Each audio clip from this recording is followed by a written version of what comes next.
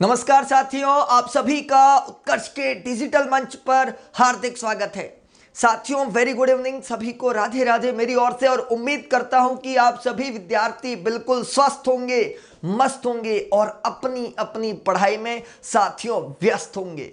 तो साथियों, अभी तक आपने जो मेरे से पढ़ा वो रिवीजन के दौरान आपने सबसे पहले रसायन विज्ञान तीनों अध्याय पढ़ लिए, फिर हम चले थे दोस्तों जीव विज्ञान का एक अति महत्वपूर्ण अध्याय की ओर, और वह था जैव प्रक्रम। शेष अध्याय भी हम पढ़ेंगे दोस्तों, शेष अध्याय भी हम पढ़ेंगे।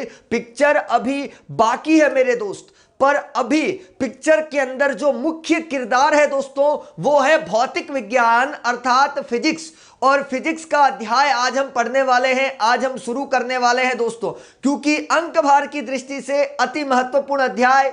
बड़े प्रश्न, छोटे प्रश्न, गणितीय प्रश्न, सभी प्रकार के प्रश्न इस अध्याय में देखने को मिलते हैं। इस अध्याय को जिसको हम पढ़ेंगे दोस्तों, प्रकाश अंधकार से उजाले की ओर ले जाने वाला प्रकाश अर्थात परावर्तन एवं अपवर्तन जो है दोस्तों, वो आज हम पढ़ने वाले हैं। प्रकाश जिसमें हम ये कहेंगे परावर्तन एवं अपवर्तन, रिफ्लेक्शन एंड रिफ्रैक्शन दोस्तों, ये हम आज का अध्याय जो है फिजिक्स का, भौतिक विज्ञान का शेष अध्याय बाद में हम पढ़ेंगे दोस्तों, जरूर पढ़ेंगे उन अध्यायों को भी, क्योंकि पहले जो अंक भार की दृष्टि से अधिक है, जिनका अंक ज्यादा है, पहले हम उन अध्यायों को करने वाले हैं दोस्तों। तो यहां पर मैं आपको बता दूं, रास्ते मुश्किल है दोस्तों, रास्ते मुश्किल है पर हम जरूर पाएंगे। बिल्कुल साथियों, रास्ते मुश्किल है पर हम मंजिल जरूर पाएंगे।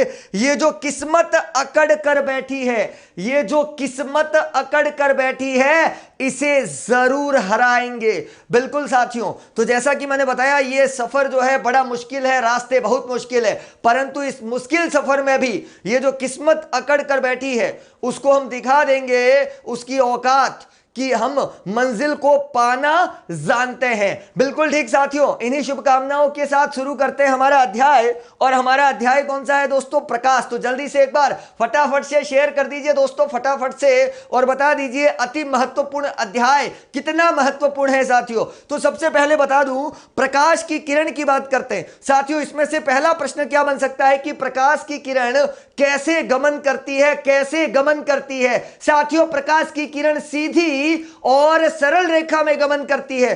प्रकाश की किरण जो है दोस्तों वह सीधी वह सरल रेखा में गमन करती है, यह बात सामने आ गई।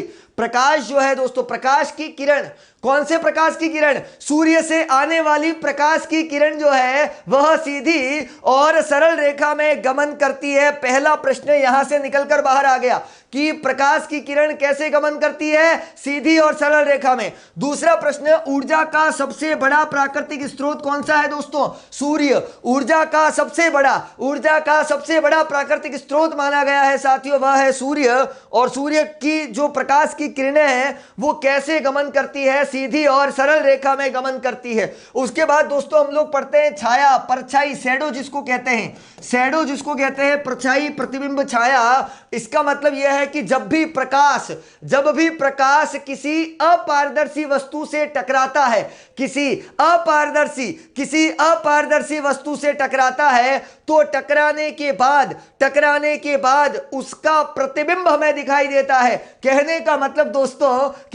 मतलब यह है दोस्तों कि जब प्रकाश किसी अपारदर्शी का मतलब होता है प्रकाश की किरणें आर पार नहीं जानी चाहिए, प्रकाश की किरणें आर पार नहीं जानी चाहिए। इसका मतलब यह है कि जब प्रकाश किसी अपारदर्शी वस्तु से टकराएगा तो अपारदर्शी वस्तु से प्रकाश का परावर्तन होने के बाद उस वस्तु की परछाई हमें दिखाई देती है, जिसे छाया कहते हैं दोस्तों, जिसे छाया या परछाई कहा जाता है। तो बिल्कुल ठीक साथियों, छाया क्या होता है, परछाई क्या होती है, यह भी पढ़ ली। छोटा सा टॉपिक, 1 मार्क्स क्वेश्चन या 2 मार्क्स क्वेश्चन, प्रकाश का विवर्तन किसे कहते हैं? प्रकाश का विवर्तन किसे कहते हैं? बिल्कुल ठीक साथियों, प्रकाश का विवर्तन किसे कहते हैं? तो जब कोई प्रकाश स्रोत, सूर्य से निकलने वाला जब कोई प्रकाश स्रोत जो है दोस्तों वो किसी बहुत ही छोटे अपारदर्शी वस्तु से गुजरता है, अति सूक्ष्म मतलब छोटे अपारदर्शी का मतलब जहां से आर पार नहीं होता हो। जैसे मान लो कि यहां यहां पर ये बहुत छोटी सी जगह है और यहां से प्रकाश जा रहा है, तो छोटी सी जगह से जब प्रकाश जाएगा तो वह उसके किनारों से मुड़ जाएगा, वह उसके किनारों से मुड़ जाएगा और मुड़ने के बाद हमें पर्दे पर साथियों प्रतिबिंब दिखाई देगा। और जब वो प्रतिबिंब दिखाई देगा तो इसका मतलब दोस्तों वो कहलाएगा प्रकाश का विवर्तन। मतलब साथियों प्रकाश की किरणों का मुड़ जाना, प्रकाश की किरणों का मुड़ जाना। और किरणें क्यों मुड़ी? क्योंकि अपारदर्शी वस्तु थी, जगह कम थी, अत्यंत सूक्ष्म जगह होने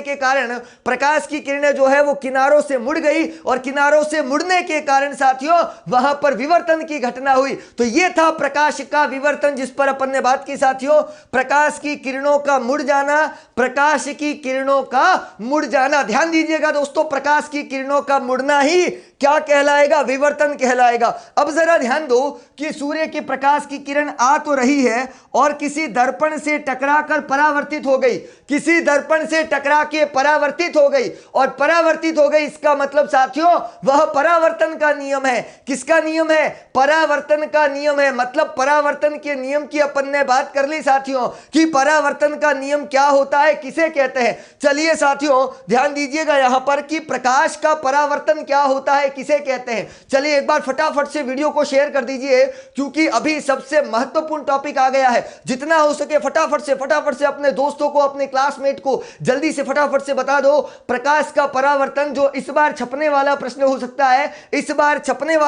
सकता है, दोस्तों तो जल्दी से एक बार शेयर कर लीजिए। और यहां पर बात करते हैं साथियों प्रकाश का परावर्तन किसे कहते हैं। तो प्रकाश का परावर्तन का मतलब होता है जब प्रकाश की किरणें, यहां पे प्रकाश के बारे में बात कर रहे हैं तो बार बार एक शब्द यूज होगा जो है दोस्तों प्रकाश। तो प्रकाश की किरणें, जब प्रकाश की किरणें किसी पृष्ठ पर टकराती है, प्रकाश की किरणें किसी पृष्ठ पर टकराती है, टकराने के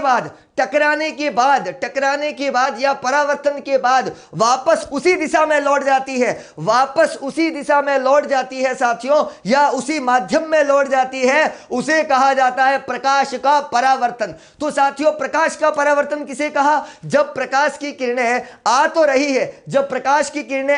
है, किसी पृष्ठ से टकराई और टकराने के बाद वापस उसी दिशा में लौट गई, वापस उसी माध्यम में लौट गई और उसे कहा जाता है प्रकाश का परावर्तन। तो साथियों प्रकाश का परावर्तन किसे कहते हैं यह भी अपन ने पढ़ लिया। परावर्तन किसे कहते हैं? बहुत इंपॉर्टेंट सवाल है साथियों, इस पर मैं इंपॉर्टेंट मार्क कर चुका हूं। इसका मतलब है इस पर प्रश्न बन सकता है, तो अपन ने क्या कहा? प्रकाश का परावर्तन क्या होता है? जब प्रकाश की किरण किसी पृष्ठ पर गिरती है, यहां पर यह कह सकते हैं जब प्रकाश की किरणें किसी पृष्ठ पर आपतित होती है तो यह किरणें निश्चित दिशाओं में गमन करती है या उसी माध्यम में लौट जाती है, तो उसे कहा जाता है प्रकाश का परावर्तन, साथियों ध्यान रखना परावर्तन दो प्रकार का होता है। पहला प्रकार, परावर्तन का पहला प्रकार जिसे कहा जाएगा नियमित परावर्तन, और परावर्तन का दूसरा प्रकार जिसे कहा जाएगा विसरित परावर्तन। तो परावर्तन कितने प्रकार का हो गया साथियों? परावर्तन के दो प्रकार मैं कह रहा हूं साथियों। परावर्तन के प्रकार, टाइप्स ऑफ रिफ्लेक्शन की बात की जा रही है। तो साथियों यहां पर दो प्रकार है रिफ्लेक्शन के, परावर्तन के, जिसमें पहला प्रकार होता है दोस्तों नियमित परावर्तन और दूसरा प्रकार होता है विसरित परावर्तन। अब हम पढ़ेंगे साथियों नियमित परावर्तन क्या होता है और विसरित परावर्तन क्या होता है, इस पर हम बात करेंगे और फिर देखेंगे कि नियमित और विसरित परावर्तन में क्या अंतर है। तो ध्यान दीजिएगा दोस्तों, नियमित परावर्तन किसे कहते हैं? ऐसी परिघटना या ऐसी घटना जिसके कारण किसी माध्यम में से जाता हुआ समांतर प्रकाश का पुंज या समांतर प्रकाश की किरणें किसी चिकने पृष्ठ से टकराकर, किसी चिकनी सतह से टकराकर, किसी समतल सतह से टकराकर, कुछ भी यूज लीजिए, चिकनी सतह, चिकना पृष्ठ, अरे साथियों समतल सतह है, प्रकाश की किरणें आई थी और समतल सतह, कैसी सतह? समतल सतह। साथियों समतल सतह की बात कर रहा हूं, हमने कहा यह समतल सतह है और इस समतल सतह पर जरा ध्यान दीजिएगा, हमने कहा यह एक समतल सतह है और यहां पर पॉलिश कर रखी है।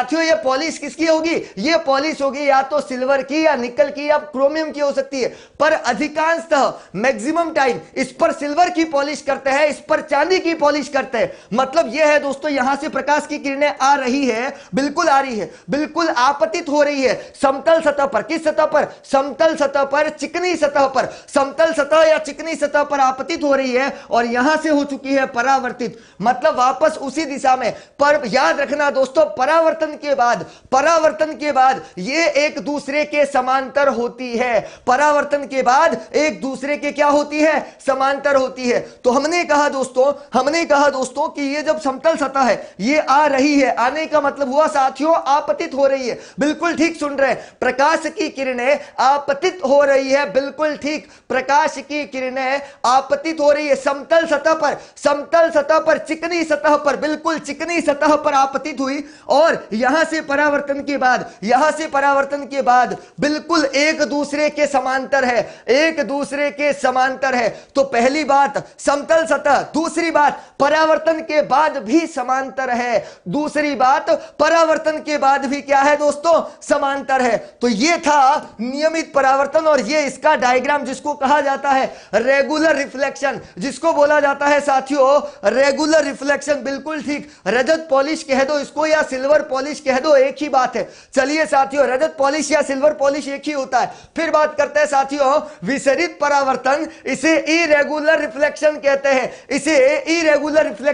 हैं, इसे अनियमित परावर्तन भी कह सकते हैं साथियों। इसे क्या कह सकते हैं? अनियमित परावर्तन। अब विषय आता है अनियमित परावर्तन क्या होता है। विषय क्या आता है? अनियमित परावर्तन क्या होता है, जरा उस पर बात करते हैं साथियों। खुरदरी सतह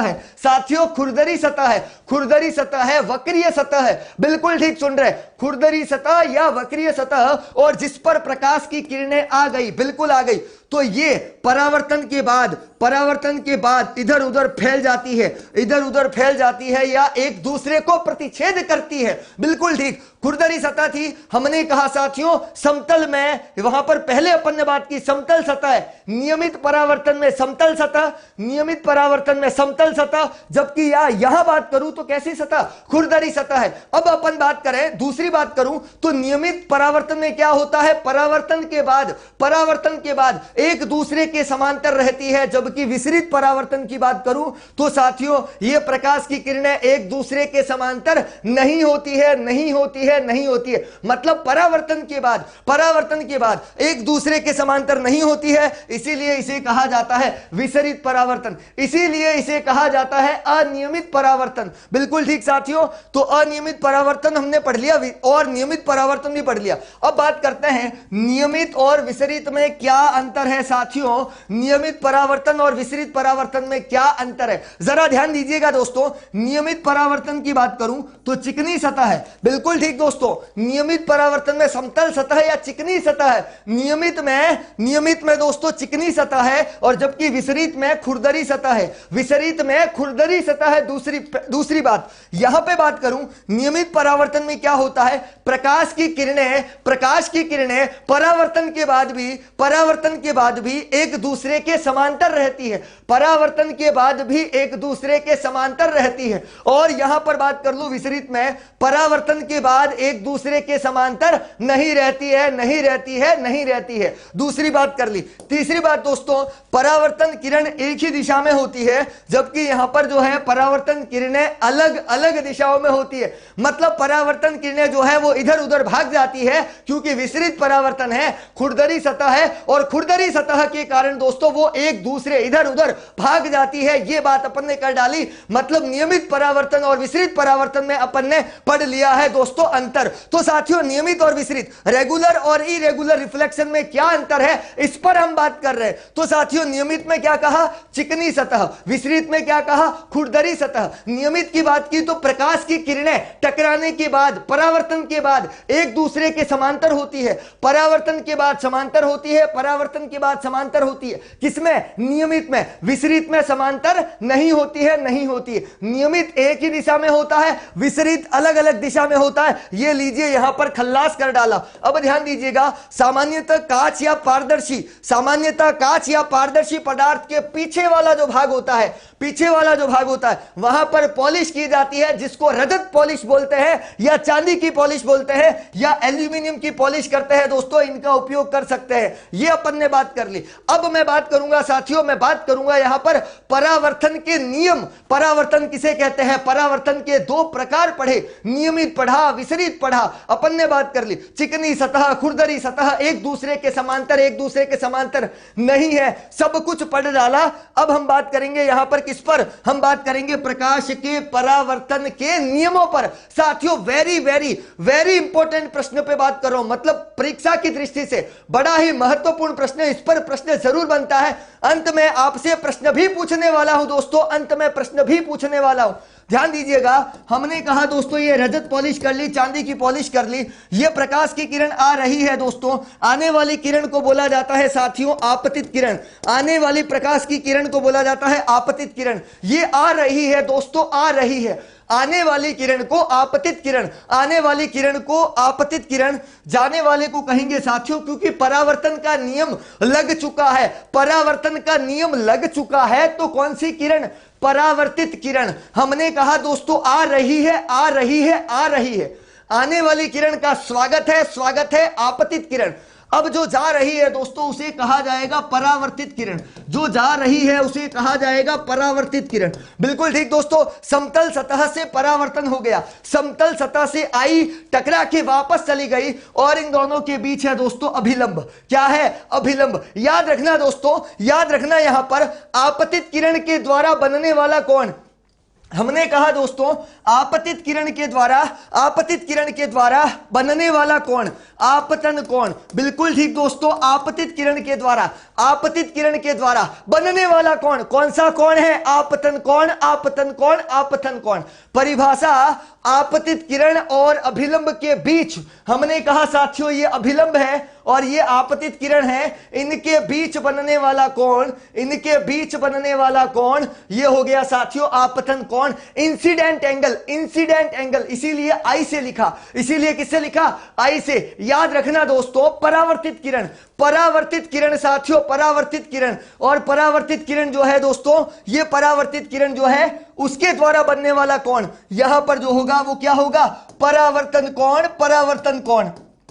तो आपने देखा यहां पर आपतन कोण, परावर्तन कोण, आपतन कोण भी देख लिया, परावर्तन कोण भी देख लिया। आपतन कोण जिसको आई से लिखा, परावर्तन कोण जिससे आर से लिखा, तो आपतन कोण आई, परावर्तन कोण आर, जिस पर बात कर ली। दो नियम हो गए दोस्तों। कितने नियम? दो नियम हो गए हैं साथियों, दो नियम। और पहला नियम कहता है आने वाली किरण आपतित किरण, जाने वाली किरण परावर्तित किरण, और अभिलंब तीनों एक ही तल में है, तीनों एक ही तल में है। साथियों मैं बता दूं ये आपतित किरण, ये अभिलंब और ये परावर्तित किरण, ये तीनों एक ही तल में है। पहली बात। दूसरी बात साथियों आई बराबर आर, साथियों आई बराबर आर, मतलब आपतन कोण आई, परावर्तन कोण आर, दोनों का मान कैसा है? बराबर है। आई बराबर आर। सपोज करो आई 30 डिग्री है, सपोज करो आई 30 डिग्री है, तो आर भी कितना होगा? 30। ये था आपके मॉडल पेपर का प्रश्न। ये कौन सा प्रश्न था? मॉडल पेपर का प्रश्न था दोस्तों। आई बराबर आर की बात कर ली,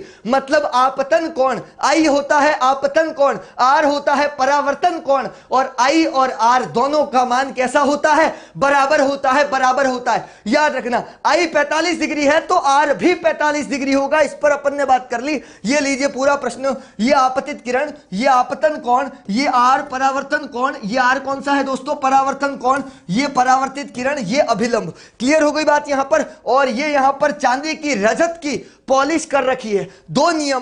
पहला नियम साथियों, पहला नियम हमने कहा आपतित किरण, परावर्तित किरण और अभिलंब तीनों एक ही तल में होते हैं। आपतित किरण, परावर्तित किरण और अभिलंब तीनों एक ही तल में होते हैं, पहला नियम।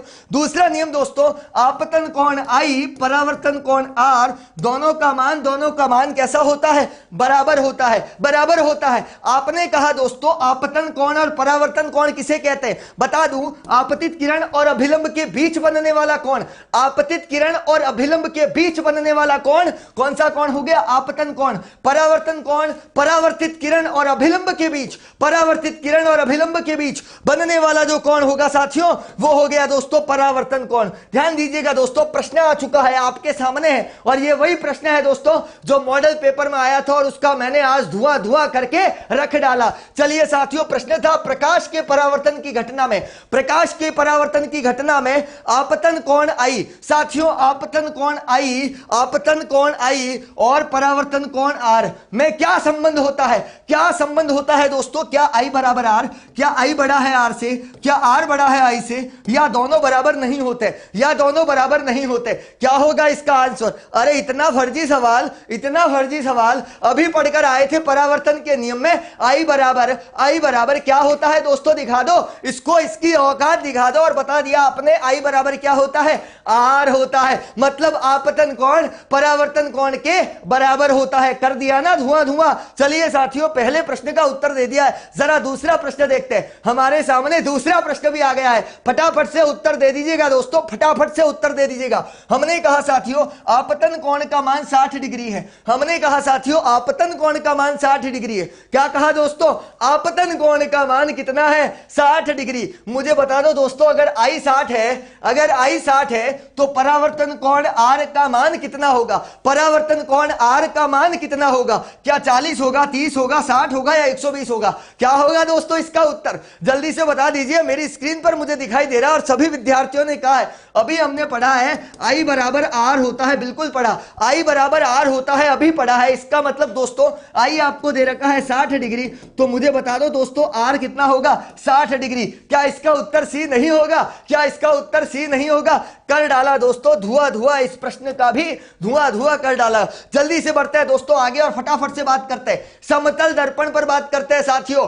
समतल दर्पण किसे कहते हैं उस पर बात करते हैं। समतल दर्पण दोस्तों वस्तु और प्रतिबिंब की दूरी, वस्तु और प्रतिबिंब की दूरी सदैव बराबर होगी। साथियों समतल दर्पण का मतलब सीधा दर्पण, सीधा दर्पण दोस्तों, सीधा दर्पण। इसमें मैंने कहा दोस्तों कि वस्तु और प्रतिबिंब, वस्तु और प्रतिबिंब, वस्तु और प्रतिबिंब जो है दोस्तों उनकी दूरी दर्पण से सदैव बराबर होगी। हमने कहा वस्तु और प्रतिबिंब, जहां पर वस्तु है, सपोज कीजिए दोस्तों ये वस्तु है, सपोज कीजिए ये वस्तु है और ये इसकी परछाई बन रही है जिसको कहते हैं प्रतिबिंब।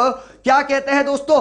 प्रतिबिंब। हमने कहा वस्तु और प्रतिबिंब दोनों की दूरी, दोनों की दूरी दर्पण से बराबर होगी, दर्पण से बराबर होगी। पहली बात। दूसरी बात है दोस्तों प्रतिबिंब सीधा होता है, आभासी होता है। प्रतिबिंब सीधा होता है और कैसा होता है? आभासी। बिल्कुल ठीक दोस्तों, प्रतिबिंब सीधा दिखेगा पर याद रखना दोस्तों काल्पनिक होगा, आभासी होगा, काल्पनिक होगा और आभासी होगा। इसको पर्दे पर प्राप्त नहीं कर सकते क्योंकि दोस्तों आभासी प्रतिबिंब है। याद रखना आभासी प्रतिबिंब को पर्दे पर प्राप्त नहीं कर सकते, आभासी प्रतिबिंब को पर्दे पर प्राप्त नहीं कर सकते। और एक और अंतिम बात, आकार में प्रतिबिंब जो होता है, आकार में प्रतिबिंब जो होता है वो वस्तु के समान आकार का होगा। आकार में प्रतिबिंब वस्तु के समान आकार का होगा, यह भी अपन ने पढ़ लिया। इसका मतलब दोस्तों आपने पढ़ा पहली बात दोस्तों पढ़ी वस्तु और प्रतिबिंब, वस्तु और प्रतिबिंब दर्पण से समान दूरी पर, वस्तु और प्रतिबिंब दर्पण से समान दूरी। प्रतिबिंब कैसा बना? कैसा बना दोस्तों? कैसा बना? आभासी था, काल्पनिक था, आभासी था, काल्पनिक था, जिसको कहते हैं सीधा। इसको पर्दे पर प्राप्त नहीं कर सकते, इसको पर्दे पर प्राप्त नहीं कर सकते। बिल्कुल साथियों इसको हम पर्दे पर प्राप्त नहीं कर सकते। आकार में प्रतिबिंब वस्तु के समान, आकार में प्रतिबिंब जो है वस्तु के समान आकार का ही होगा। यह सारी बात अपन ने कर ली है दोस्तों समतल दर्पण के संदर्भ में। चलिए दोस्तों प्रश्नों के लिए तैयार हो जाइए। समतल दर्पण क्या होता है यह पढ़ लिया तो जरा इन प्रश्नों के उत्तर भी देकर देख लीजिए और मस्त मौले की तरह बता दो कि आज हम फिजिक्स का धुआं धुआं कर डालेंगे और जब तक फिजिक्स नहीं समझेंगे तब तक जाने वाले नहीं। किसी दर्पण से साथियों, किसी दर्पण से वस्तु को कहीं भी रखने पर, किसी दर्पण से वस्तु को कहीं भी रखने से वस्तु के बराबर आकार का सीधा प्रतिबिंब बनता है। दर्पण कौन सा होगा साथियों? दर्पण कौन सा होगा? अरे प्रश्न का उत्तर दे दीजिए, दिखा दो इसकी औकात कि अभी पढ़ा है, दिखाओ ना इसको इसकी औकात कि अभी पढ़ा है। कौन सा दर्पण होगा? बिल्कुल साथियों यहां पर दर्पण होगा समतल दर्पण। कैसे बताया? आकार में बराबर था साथियों, आकार में बराबर था। तो प्रश्न देख लीजिए, क्योंकि इस अध्याय से एमसीक्यू बनने वाला है, इस अध्याय से साथियों एमसीक्यू बनने वाला है। और ये लीजिए यहां पर प्रश्न, किसी दर्पण से वस्तु को कहीं भी रख लो, वस्तु के बराबर आकार का कहीं पर भी रख लो, वस्तु के बराबर आकार का सीधा प्रतिबिंब बनेगा, तो उत्तर होगा साथियों समतल। बिल्कुल ठीक। अगला प्रश्न, ये तो और भी धांसू प्रश्न है, लल्लन टॉप प्रश्न है दोस्तों, इसका उत्तर कौन देगा वो देखा जाएगा। चलिए साथियों, हमारा प्रश्न है समतल दर्पण की फोकस दूरी का मान क्या होता है। प्रश्न था दोस्तों समतल दर्पण की फोकस दूरी का मान क्या होता है। समतल दर्पण की फोकस दूरी का मान कितना होगा? 0, 1 या अनंत। साथियों 0, 1 या अनंत, इस प्रश्न का उत्तर कौन देगा दोस्तों, जल्दी से बता दीजिए। समतल दर्पण की फोकस दूरी का मान जो है वो कितना होता है? बिल्कुल ठीक, बिल्कुल ठीक। समतल दर्पण की फोकस दूरी का मान कितना होगा? बिल्कुल अनंत। इसका मान कितना होगा? अनंत। बिल्कुल सी इसका उत्तर रहेगा। चलिए आगे बढ़ते हैं दोस्तों और बात करता हूं पार्श्व परावर्तन।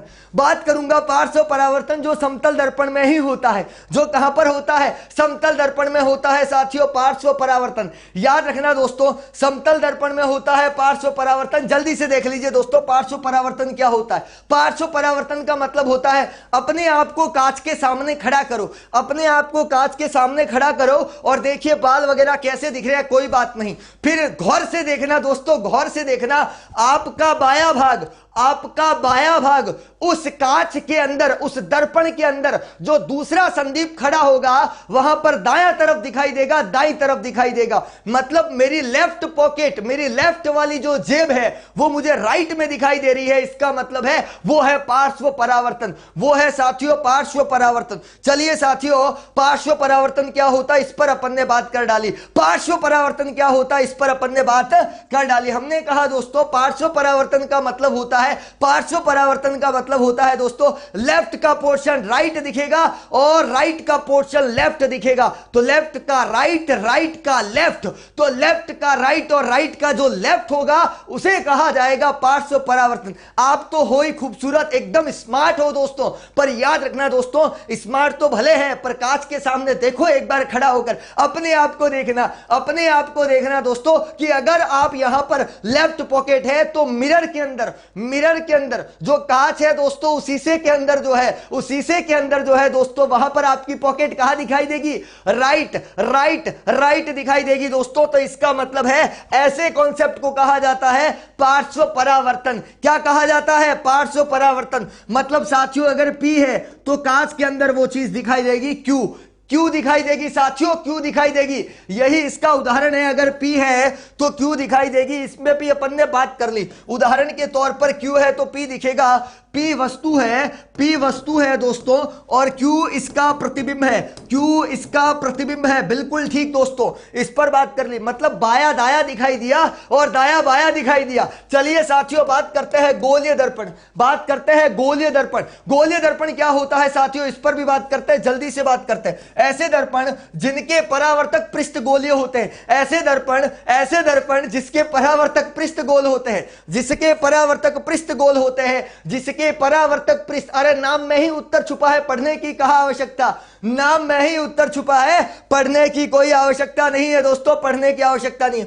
गोलीय दर्पण मतलब जिसका पृष्ठ गोल हो, जिसका परावर्तक पृष्ठ गोल हो, जिसके परावर्तक पृष्ठ गोल हो, उसे कहा जाएगा, उसे कहा जाएगा, उसे कहा जाएगा क्या? उसे कहा जाएगा साथियों गोलीय दर्पण। परिभाषा याद हुई कि नहीं हुई? परिभाषा याद हुई कि नहीं हुई? मैं बता दूं साथियों, हमने कहा दोस्तों, हमने कहा यहां पर कि ऐसे दर्पण जिनके परावर्तक पृष्ठ मतलब पृष्ठ जो है वो कैसा हो?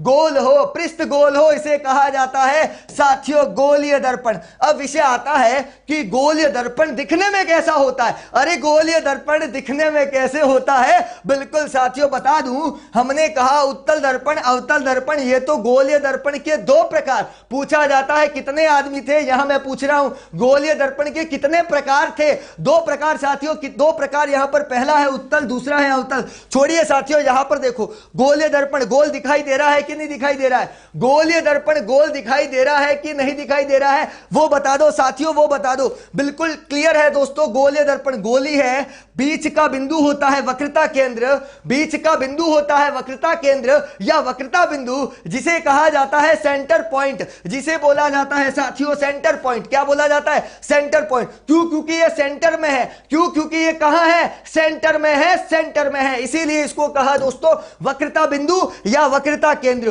तो आप कहोगे गोलीय दर्पण का, आप कहोगे गोलीय दर्पण का साथियों केंद्र बिंदु जो होता है, गोलीय दर्पण का जो केंद्र बिंदु होता है उसे कहा जाता है वक्रता बिंदु, उसे कहा जाता है साथियों वक्रता केंद्र। बिल्कुल ठीक सुन रहे आप, वक्रता बिंदु या वक्रता केंद्र क्या होता है? गोलीय दर्पण का, गोलीय दर्पण का केंद्र बिंदु, गोलीय दर्पण का केंद्र बिंदु जो होता है उसे कहा जाता है वक्रता केंद्र या वक्रता बिंदु। हमने कहा इसके दो प्रकार होते हैं, पहला प्रकार उत्तल, दूसरा प्रकार अवतल। याद रखना दोस्तों, उत्तल से पता चला उभरा हुआ है, उत्तल से पता चला उभरा हुआ है, उत्तल से पता चला उभरा हुआ है, अवतल से पता चला अंदर से धसा हुआ है। बिल्कुल ठीक, उत्तल से पता चला उभरा हुआ है, अवतल से पता चला अंदर की ओर धसा हुआ है। तो ये था दोस्तों उत्तल और अवतल की बात कर ली अपन ने। उत्तल क्या होता है, अवतल क्या होता है? गोलीय दर्पण जिसका परावर्तक पृष्ठ गोल हो, जिसका परावर्तक पृष्ठ गोल हो उसे कहा जाता है गोलीय दर्पण, गोलीय दर्पण, गोलीय दर्पण।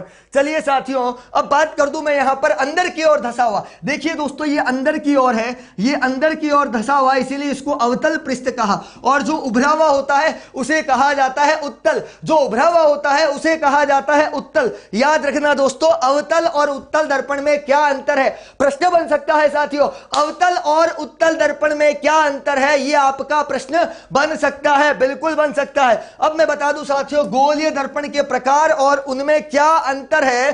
गोलीय दर्पण का पहला प्रकार उत्तल, दूसरा प्रकार अवतल। गोलीय दर्पण किसे कहा? ऐसे परावर्तक पृष्ठ जिसका परावर्तक पृष्ठ ही गोल हो, जिसका परावर्तक पृष्ठ ही क्या हो? गोल हो। तो यहां पर उत्तल पढ़ा, अवतल पढ़ा, गोलीय दर्पण पढ़ा।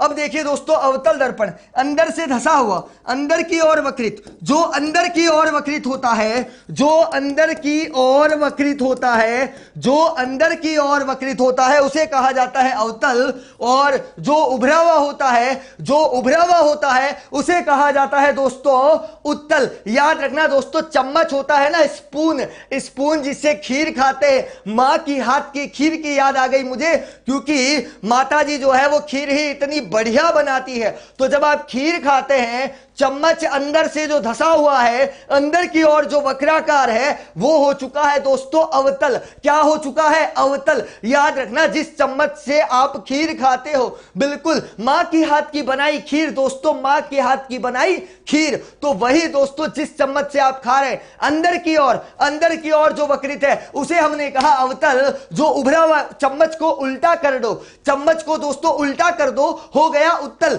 चम्मच को उल्टा कर दो, हो गया उत्तल। बिल्कुल साथियों, हो गया ना उत्तल। हमने कहा उत्तल है, उल्टा चम्मच, खीर नहीं खा पाऊंगा, खीर गिर जाएगी। मतलब साथियों, उत्तल दर्पण प्रकाश की किरणों को फैला देता है। उत्तल दर्पण से खीर नहीं खा पाऊंगा, बिल्कुल नहीं खा पाऊंगा, मां के हाथ की बनाई खीर वेस्ट हो जाएगी। इसका मतलब साथियों, उल्टे चम्मच से हमने देखा कि वहां पर खीर जो है वो बिखर गई, खीर बिखर गई। इसका मतलब उत्तल दर्पण प्रकाश की किरणों को फैला देता है। उत्तल दर्पण साथियों प्रकाश की किरणों को फैला देता है, जबकि अवतल दर्पण, जबकि अवतल दर्पण प्रकाश की किरणों को एकत्रित करता है, जबकि अवतल दर्पण प्रकाश की किरणों को एकत्रित करता है। तो साथियों, उत्तल और अवतल की परिभाषा बात करते हैं। साथियों, सबसे पहले अवतल दर्पण, वह गोलीय दर्पण, वह गोलीय दर्पण जिसका परावर्तक पृष्ठ अंदर की ओर हो, जिसका परावर्तक पृष्ठ अंदर की ओर हो उसे कहा जाता है दोस्तों अवतल दर्पण।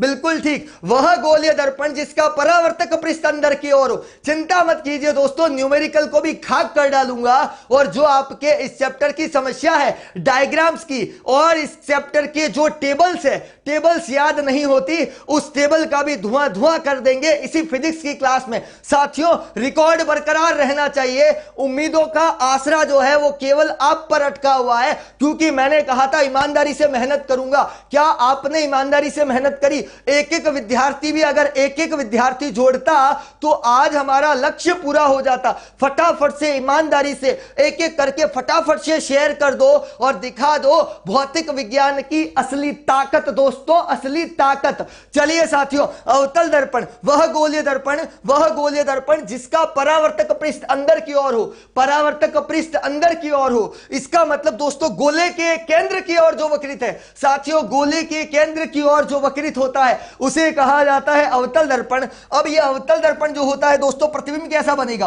प्रतिबिंब कैसा बनेगा? बिल्कुल साथियों, वास्तविक बनेगा और उल्टा बनेगा। याद रखना दोस्तों, पर याद रखना एक डायग्राम को छोड़कर एक जो अपवाद है, एक अपवाद है, उस नमूने को भी हम पढ़ेंगे। जो अपवाद है साथियों, वो नमूना जिसकी बात कर रहा हूं मैं, अपवाद, अरे वो तो हर जगह होते हैं। हजारों की भीड़ में एक अपवाद दिखाई देता है, वो अपवाद यहां पर भी होगा। वो एक कंडीशन जिसको मैं अलग से बताऊंगा साथियों। बाकी अवतल दर्पण की विशेषता, अवतल दर्पण की विशेषता जो है वो है दोस्तों वास्तविक, और प्रतिबिंब कैसा बनेगा? उल्टा बनेगा। और चम्मच मां के हाथ की खीर मतलब अंदर की ओर वक्रित होता है, अंदर की ओर वक्रित होता है, केंद्र की ओर वक्रित होता है। उत्तल दर्पण की बात करूं साथियों, वह गोलीय दर्पण जिसका परावर्तक पृष्ठ बाहर की ओर हो, वह गोलीय दर्पण जिसका परावर्तक पृष्ठ बाहर की ओर होता है, बाहर की ओर होता है, उसे कहा जाता है उत्तल दर्पण। साथियों उत्तल, उल्टा चम्मच, मां के हाथ की खीर वेस्ट हो गई, इसका मतलब प्रकाश की किरणों को बिखेर के रख दिया, प्रकाश की किरणों को बिखेर के रख दिया, इसका मतलब दोस्तों वह उत्तल दर्पण था। प्रतिबिंब बनेगा आभासी, बिल्कुल ठीक साथियों। प्रतिबिंब कैसा बनेगा? आभासी बनेगा। प्रतिबिंब साथियों सीधा बनेगा, प्रतिबिंब साथियों सीधा बनेगा, याद रखना बहुत छोटा बनेगा। आभासी सीधा छोटा, आभासी सीधा छोटा, इसीलिए दोस्तों गाड़ियों के साइड मिरर में इसका उपयोग होता है। मैं बाइक चला रहा हूं, संदीप सर की फटफटिया आ चुकी है दोस्तों, संदीप सर की फटफटिया आ चुकी है, और उस फटफटिया पे जब जा रहा हूं, पीछे से दोस्तों कार वाला हॉर्न दे रहा है, हॉर्न दे रहा है, कार वाला पिप पिप पिप पिप कर रहा है, और मैं मेरी कांच में वहां पर जब फटफटिया पे कांच लगा हुआ है, उस कांच पे देखता हूं पीछे इतनी बड़ी गाड़ी, पीछे इतनी बड़ी गाड़ी उस छोटे से कांच में दिखाई दे रही है। मतलब संदीप सर की फटफटिया फटफट करते हुए भी उस आवाज को देख पा रही है, कैप्चर कर पा रही। मतलब वो जो फोटो है ना, वो पीछे वाली इतनी बड़ी गाड़ी, ओहो इतनी बड़ी गाड़ी, और मेरी फटफटिया के मिरर में दिखाई दे रही है बिल्कुल छोटी सी, बिल्कुल छोटी सी दिखाई दे रही है दोस्तों, बिल्कुल छोटी सी दिखाई दे रही है। मतलब साथियों आभासी सीधा और छोटा, बिल्कुल ठीक सुन रहे, आभासी सीधा और छोटा प्रतिबिंब बनेगा। मैं बात कर चुका हूं उत्तल दर्पण, और यहां पर मां की खीर का उदाहरण जरूर याद रखना दोस्तों। अब बात करते हैं इस अध्याय की कुछ मुख्य परिभाषाएं, कुछ मुख्य परिभाषाओं पर बात करेंगे साथियों। मुख्य परिभाषाएं कौन कौन सी परिभाषाएं दोस्तों? सबसे पहले आता है वक्रता केंद्र, जिसको कहते हैं वक्रता बिंदु। सबसे पहले आता है दोस्तों वक्रता केंद्र, वक्रता केंद्र जिसको कहते हैं दोस्तों वक्रता बिंदु। तो चलिए दोस्तों वक्रता बिंदु की भी बात कर लेते हैं, और वक्रता बिंदु क्या है दोस्तों वो देखते हैं। गोलीय दर्पण का साथियों, गोलीय दर्पण का केंद्र बिंदु, ठीक कहा साथियों, जो केंद्र में है, जो केंद्र में है, जो केंद्र में है, तो बन गया ना वक्रता केंद्र। जो केंद्र में है, जो बन चुका है दोस्तों वक्रता केंद्र या वक्रता बिंदु। मतलब साथियों गोलीय दर्पण का केंद्र बिंदु, साथियों गोलीय दर्पण का केंद्र बिंदु जिसे कहा जाता है वक्रता केंद्र। और साथियों वक्रता केंद्र को इंग्लिश में कहा जाता है सेंटर पॉइंट। क्या कहा जाता है? Centre point. और सेंटर पॉइंट को लिखा जाता है सी से, बिल्कुल ठीक दोस्तों। Centre of curvature, centre of curvature, centre point, जिसको सी से मेंशन करूंगा। किससे मेंशन करूंगा? सी से मेंशन करूंगा साथियों, सी से मेंशन करूंगा। इसका मतलब दोस्तों वक्रता बिंदु या वक्रता केंद्र, गोलीय दर्पण का केंद्र बिंदु को वक्रता बिंदु कहते हैं। बिल्कुल ठीक दोस्तों, बिल्कुल ठीक, जिसको वक्रता केंद्र भी कहा जा सकता है। एम्बुलेंस में कौन सा दर्पण होता है साथियों? तो वो पार्श्व परावर्तन को दिखा रहा है। मतलब वो भी समतल है दोस्तों, पर वो किसको दिखाएगा? पार्श्व परावर्तन। चलिए दोस्तों यहां आ जाइए, और वक्रता केंद्र का तो हमने धुआं धुआं कर डाला। बात करता हूं साथियों दर्पण का ध्रुव। ध्रुव का मतलब होता है साथियों पोल। मैं कोई ध्रुव तारे की बात नहीं कर रहा हूं, मैं बात कर रहा हूं दर्पण के ध्रुव की। मैं बात कर रहा हूं साथियों दर्पण के ध्रुव की। और दर्पण का ध्रुव जो होता है साथियों वो क्या होता है? पोल। और पोल क्या होता है दोस्तों? पोल को पी से लिखते हैं साथियों। ध्रुव को पी से लिखूंगा, ये बात तय हो गई। ध्रुव को पी से लिखूंगा, ये बात तय हो गई। इसका मतलब दोस्तों हमने कहा परावर्तक पृष्ठ का केंद्र, हमने कहा दोस्तों परावर्तक पृष्ठ का केंद्र, परावर्तक पृष्ठ का केंद्र जिसको पी से लिखते हैं। बिल्कुल ठीक साथियों, परावर्तक पृष्ठ का केंद्र जिसको पी से लिखते हैं। और बात कर डाली उत्तल दर्पण की। बात करूंगा साथियों अवतल दर्पण। ये जो अवतल दर्पण है दोस्तों, दर्पण का केंद्र बिंदु मतलब परावर्तक परावर्तक पृष्ठ के परावर्तक पृष्ठ में साथियों परावर्तक पृष्ठ के केंद्र को परावर्तक पृष्ठ के केंद्र को दर्पण का ध्रुव कहते हैं। परावर्तक पृष्ठ के केंद्र को साथियों दर्पण का ध्रुव कहते हैं। बिल्कुल ठीक साथियों, परावर्तक पृष्ठ जहां पर चांदी की पॉलिश होती है, जहां पर चांदी की पॉलिश होती है दोस्तों, उसी का केंद्र उसी का केंद्र उसी का केंद्र। तो याद रखना दोस्तों, परावर्तक पृष्ठ का केंद्र क्या कहलाता है दोस्तों? बिल्कुल ठीक, पोल कहलाएगा, ध्रुव कहलाएगा। फिर बात करता हूं साथियों वक्रता त्रिज्या। अरे दोस्तों, गणित के अंदर पढ़ा है व्यास का आधा त्रिज्या होता है। गणित में पढ़ा है दोस्तों व्यास का आधा त्रिज्या होता है। ये मान लो वृत्त है और ये इसका व्यास है, तो इसका आधा क्या हो गया? बिल्कुल साथियों, ये इसका आधा जो है वो त्रिज्या है दोस्तों। यहां पर अगर मैं देखूं दोस्तों, यहां पर अगर देखूं तो ये पोल है, यहां पर अगर देखूं तो ये पोल है, और यहां देखूं तो सेंटर बिंदु है, केंद्र बिंदु है दोस्तों, केंद्र बिंदु। सी और पी को मिलाने वाली रेखा। बिल्कुल ठीक साथियों, सी और पी को मिलाने वाली रेखा। सी मतलब होता है दोस्तों वक्रता केंद्र, सी मतलब होता है वक्रता केंद्र, और पी होता है दोस्तों ध्रुव। परावर्तक पृष्ठ का केंद्र एक होता है गोलीय दर्पण का केंद्र, एक होता है गोलीय दर्पण का केंद्र, एक होता है साथियों गोलीय दर्पण का केंद्र जिसको सी से लिखा, और दूसरा मैंने कहा परावर्तक पृष्ठ का केंद्र जिसको पी से लिखूंगा। याद रखना साथियों, पी और सी, पी और सी, पी और सी, पी और सी, पी और सी के बीच की दूरी, पी और सी के बीच की दूरी, पी और सी के बीच की दूरी जिसको कहूंगा दोस्तों वक्रता त्रिज्या। याद रखना दोस्तों, वक्रता त्रिज्या, त्रिज्या मतलब होती है रेडियस, रेडियस होती है साथियों, रेडियस होती है। इसका मतलब यह है कि उसको हम किससे प्रदर्शित करेंगे? आर से प्रदर्शित करेंगे, आर से। मतलब त्रिज्या मतलब रेडियस, रेडियस मतलब आर। याद रखना आर किसे कहा? पी और सी को मिलाने वाली रेखा, पी और सी को मिलाने वाली रेखा दोस्तों, पी और सी को मिलाने वाली रेखा जिसको बोलूंगा मैं वक्रता त्रिज्या। बात करूंगा साथियों मुख्य अक्ष किसे कहते हैं? मुख्य अक्ष किसे कहेंगे दोस्तों? जो गोलीय दर्पण है, जो गोलीय दर्पण है दोस्तों, जो गोलीय दर्पण है, तो गोलीय दर्पण के परावर्तक पृष्ठ का केंद्र P व गोलीय दर्पण का केंद्र C को मिलाने वाली काल्पनिक रेखा। मतलब साथियों P और C को मिलाने वाली काल्पनिक रेखा, P और C को मिलाने वाली काल्पनिक रेखा, या आप यह भी कह सकते हो दोस्तों गोलीय दर्पण के केंद्र से गुजरने वाली रेखा। साथियों हमने कहा गोलीय दर्पण के केंद्र बिंदु से गुजरने वाली रेखा, या मैं कह दूं C और P, C और P दोस्तों इसको मिलाने वाली जो काल्पनिक रेखा है, जो काल्पनिक रेखा है उसे कहा जाता है साथियों क्या?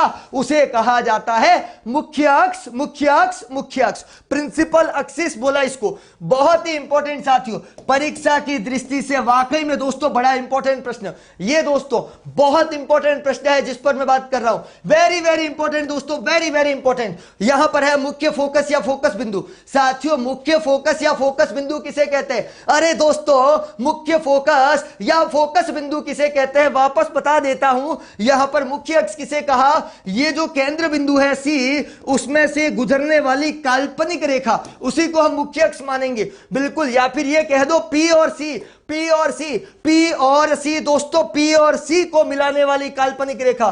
बात करता हूं मुख्य फोकस या फोकस बिंदु। साथियों मुख्य फोकस या फोकस बिंदु किसे कहते हैं, इस पर बात करता हूं दोस्तों। मुख्य फोकस, मुख्य फोकस का मतलब है ये है अवतल दर्पण। साथियों ये अवतल दर्पण है, ये बिल्कुल अवतल दर्पण है, और ये यहां पर हमने मुख्य अक्ष खींच लिया, मुख्य अक्ष खींच लिया, मुख्य अक्ष खींच लिया। ये अवतल दर्पण साथियों पॉलिश करने के बाद बनेगी, ये पॉलिश कर दी, बन चुका है अवतल दर्पण, बन चुका है अवतल दर्पण। और यहां है दोस्तों P मतलब पोल, और यहां है दोस्तों C, P और C, P और C। अब याद रखना दोस्तों मुख्य अक्ष के समांतर, मुख्य अक्ष के समांतर, बिल्कुल साथियों मुख्य अक्ष के जो समांतर होती है, मुख्य अक्ष के समांतर जब प्रकाश की किरण जाएगी, बिल्कुल साथियों मुख्य अक्ष के समांतर जब प्रकाश की किरण जाएगी, मुख्य अक्ष के समांतर जब प्रकाश की किरण जाएगी, मुख्य अक्ष के समांतर, मुख्य अक्ष के समांतर प्रकाश की किरण जा रही है।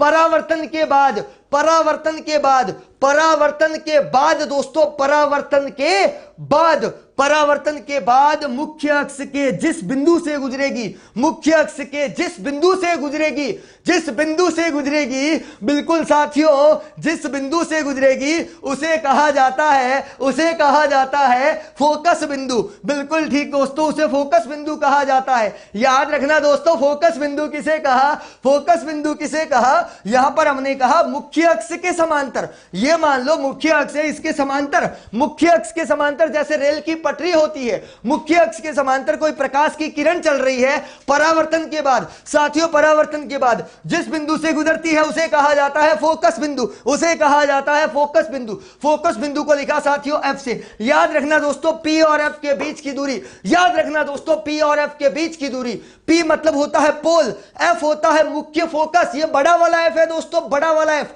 तो P और F के बीच की दूरी, P और F के बीच की दूरी, P और F के बीच की दूरी जो है दोस्तों उसे कहा जाता है फोकस दूरी, उसे कहा जाता है फोकस दूरी, उसे कहा जाता है साथियों फोकस दूरी। तो फोकस दूरी भी अपन ने पढ़ लिया, और फोकस दूरी को किससे लिखा, स्मॉल f से। किसे कहा, P और F के बीच की दूरी। साथियों ये जो P था और ये जो कैपिटल F जिसको मुख्य फोकस कहते हैं और ये जो ध्रुव है उसके बीच की दूरी ही कहलाती है फोकस दूरी। साथियों फोकस दूरी, फोकस दूरी किससे लिखा, F से लिखा। किससे लिखा, F से लिखा। क्लियर हो गई बात यहां पर। और अंत में बात कर दूं साथियों द्वारक। द्वारक होते हैं दोस्तों गोलीय दर्पण के, गोलीय दर्पण के वृत्ताकार पृष्ठ के किनारे, गोलीय दर्पण के दोस्तों वृत्ताकार पृष्ठ के किनारे जो होते हैं उन्हें कहा जाता है द्वारक, उन्हें कहा जाता है द्वारक। जैसे मान लो ये परावर्तक पृष्ठ है, ये इसका एक किनारा जिसको कहा M, ये इसका दूसरा किनारा जिसको कहा N। तो याद रखना दोस्तों परावर्तक पृष्ठ के किनारे, याद रखना दोस्तों परावर्तक पृष्ठ के किनारे, परावर्तक पृष्ठ के किनारे जो है दोस्तों उन्हें हम क्या बोलेंगे, द्वारक। द्वारक परावर्तक पृष्ठ के किनारे दोस्तों, परावर्तक पृष्ठ के किनारे जो है उसे कहा जाएगा दोस्तों द्वारक। याद रखना दोस्तों अब आ चुका है सबसे महत्वपूर्ण प्रश्न। एक बार दोस्तों शेयर कर दीजिए, फटाफट से शेयर कर दीजिए, क्योंकि दोस्तों अब वो प्रश्न आ चुका है जो परीक्षा में छपने वाला है। परीक्षा में छपने वाले प्रश्न पे दोस्तों सीधा निशाना लगना चाहिए, सीधा निशाना। वक्रता त्रिज्या r, साथियों वक्रता त्रिज्या r और फोकस दूरी f, फोकस दूरी f, फोकस दूरी f में क्या संबंध है। याद रखना दोस्तों वक्रता त्रिज्या फोकस दूरी की दुगुनी होती है। साथियों वक्रता त्रिज्या, साथियों वक्रता त्रिज्या फोकस दूरी की दुगुनी होती है। बिल्कुल ठीक साथियों, फोकस दूरी की दुगुनी होती है वक्रता त्रिज्या। वेरी वेरी इंपॉर्टेंट प्रश्न दोस्तों, परीक्षा में 100% छपने वाला प्रश्न होगा दोस्तों। और इस प्रश्न को मेरा विद्यार्थी धुआं धुआं कर डालेगा, क्योंकि इसने पढ़ लिया है, क्या पढ़ लिया है दोस्तों, वक्रता त्रिज्या फोकस दूरी की दुगुनी होती है, दुगुनी होती है। बिल्कुल ठीक साथियों, वक्रता त्रिज्या जो है वो फोकस दूरी की दुगुनी होती है। यहां पर दोस्तों f की बात की जा रही है, ये लिखा मैंने यहां पर f, ये लिखा यहां पर f। और ध्यान दीजिएगा दोस्तों ये जो 2 गुणे में है वो बट्टे में आ जाएगा, ये जो 2 गुणे में था, ये 2 गुणे में था, ये 2 गुणे में था, ये बट्टे में आ जाएगा। बिल्कुल ठीक, इसका मतलब f इक्वल टू r/2। याद रखना दोस्तों f इक्वल टू r/2, मतलब आप ये भी कह सकते हो, आप ये भी कह सकते हो फोकस दूरी, फोकस दूरी, फोकस दूरी, फोकस दूरी वक्रता त्रिज्या की आधी होती है।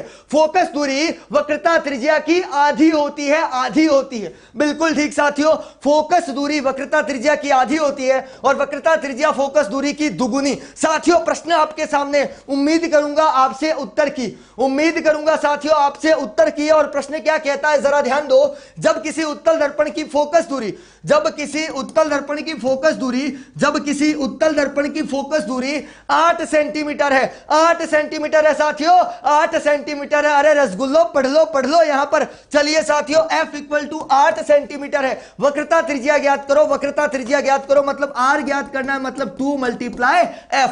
बिल्कुल ठीक साथियों, 2 मल्टीप्लाई f। इसका मतलब दोस्तों 2 तो लिखा ही लिखा, f कितना है 8, f कितना है दोस्तों 8 है, बिल्कुल 8 है। और 8 इंटू 2 हो चुका है 16 सेंटीमीटर। यहां पर जो है r आ चुका है, वक्रता त्रिज्या आ गई दोस्तों 16 सेंटीमीटर। प्रश्न प्रश्नों का धुआं धुआं और खल्लास कर डाला एक ही झटके में। चलिए साथियों, उदाहरण अगला उदाहरण पर बात करता हूं जल्दी से।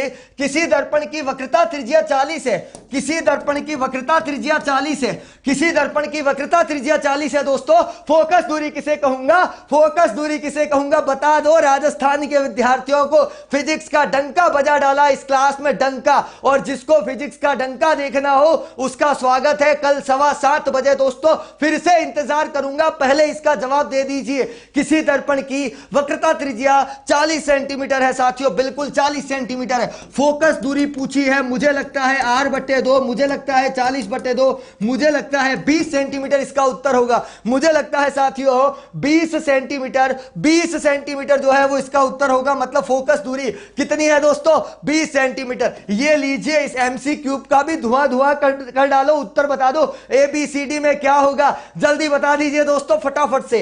गोलीय दर्पण में फोकस दूरी, गोलीय दर्पण में फोकस दूरी वक्रता त्रिज्या के बीच क्या संबंध है। पहला संबंध निकल कर आ रहा है दोस्तों, R = F/2। चल झूठ बोल रहा है ये तो, R = F/2 नहीं हो सकता, R = F/2 नहीं हो सकता, क्योंकि दोस्तों फोकस दूरी की आधी वक्रता त्रिज्या नहीं होती। क्या दोस्तों R = F है, ये भी झूठ बोल रहा है, बिल्कुल झूठ बोल रहा है, यहां पर इसको बर्दाश्त नहीं करेंगे। ये बिल्कुल ठीक है साथियों, F = होता है R/2, मतलब वक्रता त्रिज्या का आधा, मतलब साथियों वक्रता त्रिज्या का आधा जो होता है वो होता है साथियों फोकस दूरी। फोकस दूरी कर डाला ना इसका निपटारा। चलिए साथियों बात करता हूं जल्दी से कार्तीय चिन्ह परिपाटी। परीक्षा का सबसे महत्वपूर्ण प्रश्न है, परीक्षा का सबसे महत्वपूर्ण प्रश्न है कार्तीय चिन्ह परिपाटी। साथियों ये जो अवतल दर्पण होता है, साथियों ये जो अवतल दर्पण होता है या उत्तल दर्पण होता है, उत्तल दर्पण या अवतल दर्पण कोई सा भी दर्पण हो, हमें उससे कोई मतलब नहीं। याद रखना दोस्तों, याद रखना दोस्तों, अगर हम दाई तरफ है दोस्तों, अगर हम दाई तरफ है तो बिल्कुल प्लस होगा। कैसे याद करना है साथियों, इसका भी खल्लास कर डालता हूं, एक ही झटके में यहां पर टॉपिक निपट जाएगा। यहां पर आपने ग्राफ बनाया होगा, बिल्कुल साथियों ग्राफ तो बनाया होगा, बिल्कुल प्रत्येक विद्यार्थी ने बनाया होगा। और यहां पर इस पैक के अंदर आपने देखा होगा इधर आता है +x। क्या बात है, इस जो पावर पैकेट के अंदर यहां पर आपने देखा होगा मैथ्स के अंदर, यहां पर क्या होता है +x और यहां पर होता है दोस्तों -x। इसका मतलब साथियों अगर हम बाई तरफ है, अगर हम x -x अक्ष के अनुदिश है, अगर हम -x अक्ष के अनुदिश है, -x अक्ष के अनुदिश है दोस्तों, तो -x अक्ष के अनुदिश है दोस्तों, तो यहां पर ध्यान रखना दोस्तों दूरियां कैसी होगी, ऋणात्मक दूरी। बिल्कुल साथियों ये -x अक्ष है, ऋणात्मक दूरी, +x है दोस्तों, +x है, धनात्मक दूरी। इसका मतलब दायां भाग धनात्मक, बायां भाग ऋणात्मक, दायां भाग धनात्मक, बायां भाग ऋणात्मक। हमने देख लिया दोस्तों। अगर हम ऊपर की तरफ बढ़ रहे हैं, अगर हम ऊपर की तरफ बढ़ रहे हैं, बिल्कुल साथियों +y है, +y, ऊपर की तरफ बढ़ रहे हैं +y, इसका मतलब मुख्य अक्ष से ऊपर प्लस,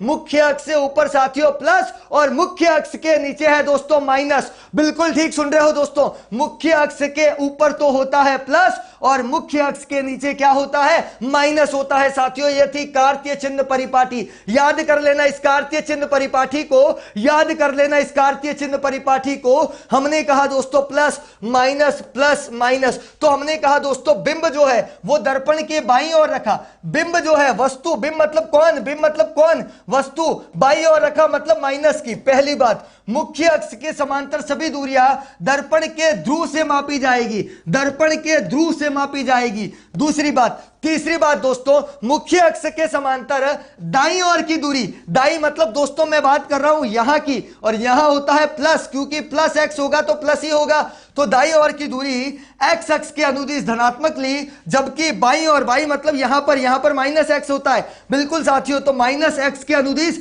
ऋणात्मक ली दोस्तों, ऋणात्मक ली साथियों। फिर हमने कहा अगर ऊपर की तरफ जा रहे हैं, अगर हमने कहा ऊपर की तरफ जा रहे हैं मतलब +y अक्ष की बात कर रहा हूं, +y अक्ष की बात कर रहा हूं साथियों, इसका मतलब वो हो गया धनात्मक। नीचे की ओर उतरूंगा तो वो हो जाएगा दोस्तों माइनस। अब ये लीजिए इसका प्रश्न, स्वागत कर लीजिए दोस्तों इस प्रश्न का। गोलीय दर्पण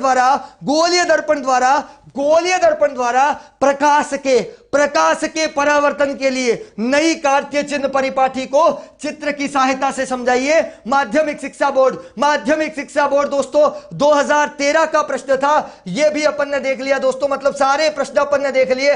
आज की पिक्चर दोस्तों खत्म हो गई, अब हम अगली पिक्चर का इंतजार करते हैं दोस्तों। आज की पिक्चर समाप्त होती है, अगली पिक्चर मतलब कल दिखाने वाला हूं, और कल की पिक्चर दोस्तों ईमानदारी से दोस्तों तांडव होगा। तांडव मतलब ठीक 7:15 बजे मैं आप सबका इंतजार करने वाला हूं। समझ लेना, उत्तल और अवतल दर्पण को खाजमा कर लेंगे दोस्तों, यहां पर खल्लास कर डालेंगे। साथियों इन्हीं शुभकामनाओं के साथ अंतिम पंक्ति यहां पर, लक्ष्य भले ही तुम्हारा छोटा है, लक्ष्य भले ही तुम्हारा छोटा है, लेकिन संकल्प हमेशा बड़ा रखिए, संकल्प हमेशा बड़ा रखिए। जिस व्यक्ति में आत्मविश्वास होता है वह दूसरों का विश्वास हासिल कर सकता है। बिल्कुल साथियों, इन्हीं शुभकामनाओं के साथ आज विदा लूंगा दोस्तों, फिर मिलेंगे आपसे अगली क्लास में ठीक इसी समय 7:15 फिजिक्स का धुआं धुआं करने के लिए तैयार रहना। बहुत बहुत धन्यवाद आप सभी का।